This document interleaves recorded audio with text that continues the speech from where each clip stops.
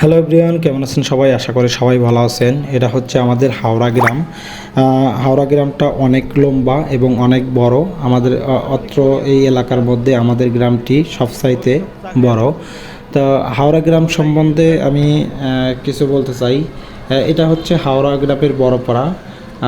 এই বড়পাড়া আর এর আগে ছিল হচ্ছে স্কুল পাড়া, তার আগে সর্দার পাড়া এবং তার আগে ছিল দশানা। তো আমি ওইদিকে দেখাইতে পারি নাই, অনেক বড় ওই এরিয়া থেকে। ফুল ভিডিও দেখতে গেলে পরে অনেকটা লং হয়ে যাবে, সেই কারণে আমরা শর্টকটে কিছু ফুটেজ নিয়েছি, জাস্ট কিছু কথা বলার জন্য এবং দেখানোর জন্য। তো হাওড়া গ্রামে এখন আমি আছি বড়পাড়ার মধ্যে। বড়পাড়ার পরে কুণ্ডুপাড়া, তারপরে ওই পাশে আপনার মধ্যেপাড়া, তারপরে চন্দ্রগাতি, তো সরি উত্তরপাড়াও আছে। তো এরপরে হচ্ছে চন্দ্রগাতি। তো আমরা পর্যায়ক্রমে হচ্ছে যাব। এখন আমরা হাওড়া গ্রামের ভৌগোলিক পরিস্থিতি সম্বন্ধে একটু জানি।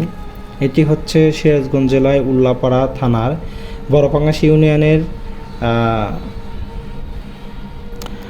হাওড়া গ্রাম। এই বড়পাঙ্গাশি ইউনিয়নের একটি গুরুত্বপূর্ণ অংশ, কারণ আমাদের ইউনিয়নের সবচাইতে বড় গ্রামই হচ্ছে হাওড়া গ্রাম। গ্রামটি মূলত সমতল ভূমির উপরে অবস্থিত এবং এর চারপাশে সবুজ ফসলের ক্ষেত দেখতেই পারতেছেন, প্রাকৃতিক সৌন্দর্যে ঘেরা।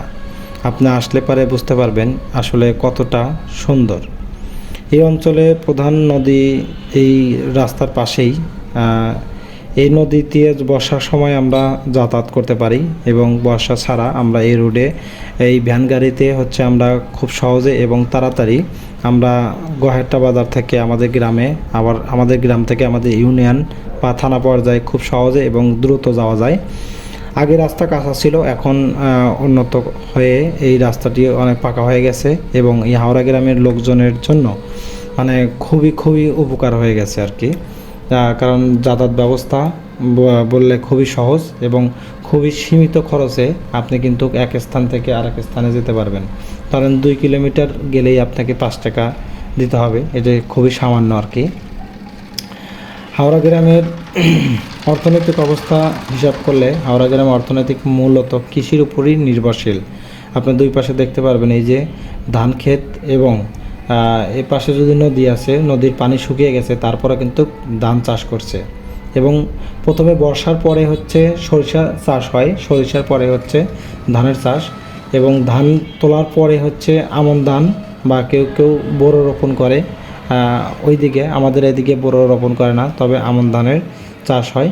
এবং এর পাশাপাশি যদি কেউ কোনো সবজি উৎপাদন করতে পারে, সেই সবজি উৎপাদন করে।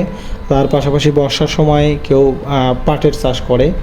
তো এখানে মূল ফসল হচ্ছে সরিষা, ধান, তারপরে আলু যদি কেউ চাষ করতে চায় আলু চাষ করতে পারে, এবং পাট আর আমন ধান।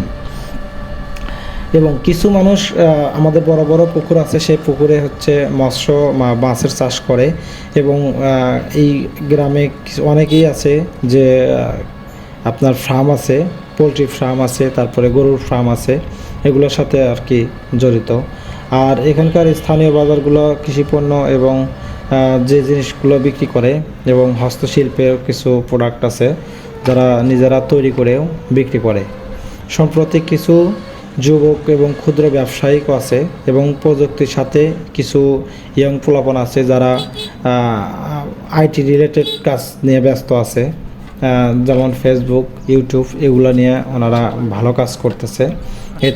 এতে আমাদের গ্রামের উন্নয়ন বাড়তেছে আর কি। তো কথা বলতে বলতে আমরা কিন্তু এখন চন্দ্রগাতির মধ্যে পৌঁছে গিয়েছি। এখান থেকে শুরু হয়েছে চন্দ্রগাতি আমাদের বড়পাঙ্গাশি ইউনিয়নের মধ্যেই আওতাভুক্ত। এরপরই হচ্ছে গয়াহাট্টা। তো যাই হোক, শিক্ষা ব্যবস্থা নিয়ে যদি আমরা আমাদের গ্রামে নিয়ে কিছু বলি, শিক্ষা ব্যবস্থা হাওড়া গ্রামে একটি প্রাথমিক বিদ্যালয় এবং মাধ্যমিক বিদ্যালয় রয়েছে, যা কিছুদিন আগেই একটি মডেল স্কুলও স্থাপন করা হয়েছে। তো আমাদের একটা গ্রামেই শিক্ষার ব্যবস্থা খুবই ভালো, আর স্থানীয় শিক্ষকরাও ছেলেপেলেদের খুবই ভালোভাবে শিক্ষা দিতে পারে এবং এই মাস্টারগুলো আমাদেরকেও যেভাবে শিক্ষা দিয়েছে আমরা সেই শিক্ষায় বড় হয়েছি এবং এখন ভালো একটি কর্মসংস্থানে আছি আর কি।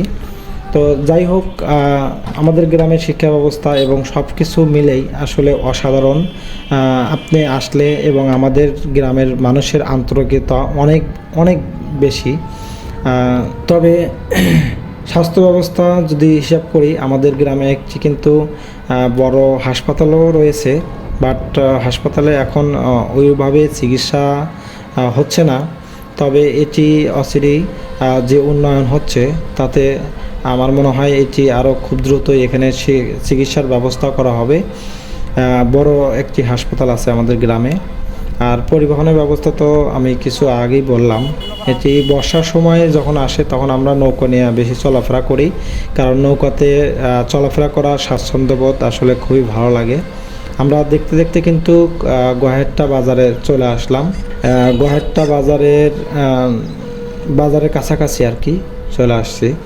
তো আমাদের গ্রামে কিন্তু কিছু শিক্ষা এবং ভবিষ্যৎ পরিকল্পনা যদি হিসাব করি, তাহলে যে হারে আমাদের ধরুন ফার্ম বাড়তেছে, তারপরে কৃষি ব্যবস্থা আরও উন্নত হচ্ছে।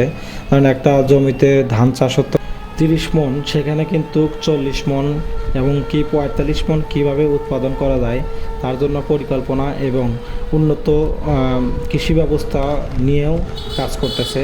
আগে আমরা জমি চাষ করতাম টিলার দিয়ে, এখন কিন্তু ট্রাক্টর দিয়ে জমি চাষ করা হয়। ধান কাটার জন্য হারভেস্টার মেশিনও আমাদের এলাকাতে চলে আসে। তো যাই হোক, আমরা কিন্তু চলে আসছি গহেরটা বাজারে।